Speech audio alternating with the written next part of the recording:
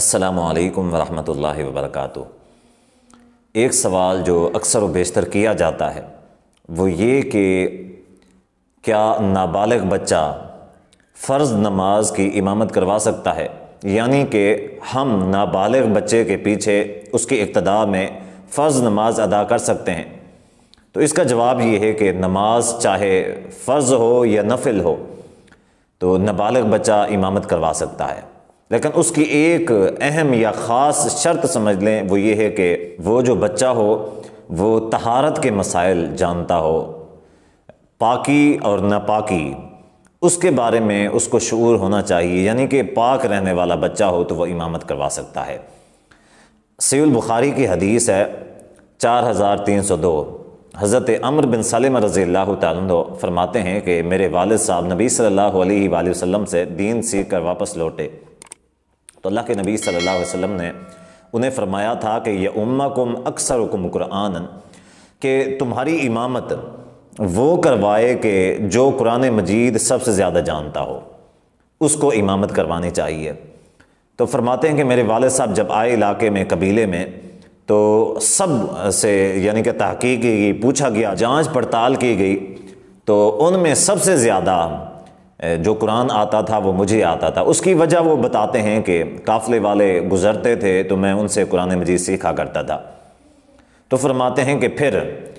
میں نماز کی امامت کروایا کرتا تھا۔ اس وقت حضرت عمر بن سلمہ رضی اللہ تعالیٰ فرماتے ہیں کہ وَأَنَا ابْنُ 6 أو 7 سنین، کہ اس وقت میری جو عمر تھی وہ 6 یا 7 سال کی تھی۔ اور حضرت عمر بن سلمہ رضی اللہ تعالیٰ کی امامت کے حوالے سے ایک مسئلہ یہ بھی ہے کہ فرماتے ہیں کہ میرے پاس ایک چھوٹی چادر تھی، جسے میں اپنے سطر کے اوپر ڈھانپ لیا کرتا تھا، لیکن جب سجدے میں جاتا تو وہ اوپر ہو جایا کرتے تھی، تو جو میرا شرمگاہ ہے وہ نظر آتی۔ تو قبیلے میں سے ایک عورت نے کہا کہ تم اپنے جو قاری ہے تمہارا، اس کا سطر ڈھانپ لو۔ تو فرماتے ہیں کہ مجھے ایک قمیص سلوا کے دیا گیا،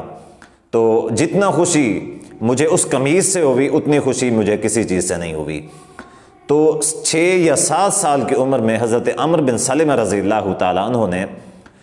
اس چیز کی فرض نماز کی امامت کروائی۔ اب اس حوالے سے کچھ لوگ یعنی کہ احناف جو ایک عذر پیش کرتے ہیں وہ یہ کرتے ہیں کہ شاید شروع اسلام تھا، اس بات کا علم نہیں تھا ان کو۔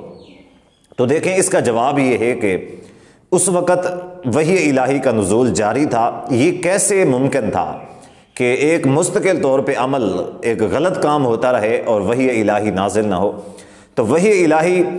اس وقت جب بھی کوئی غلط کام ہوتا تو وحی الہی نازل ہو جایا کرتی اور اللہ کے نبی صلی اللہ علیہ وسلم کو اس بات کا علم ہو جاتا اور آپ صلی اللہ علیہ وآلہ وسلم اس کی اصلاح فرمایا کرتے تھے۔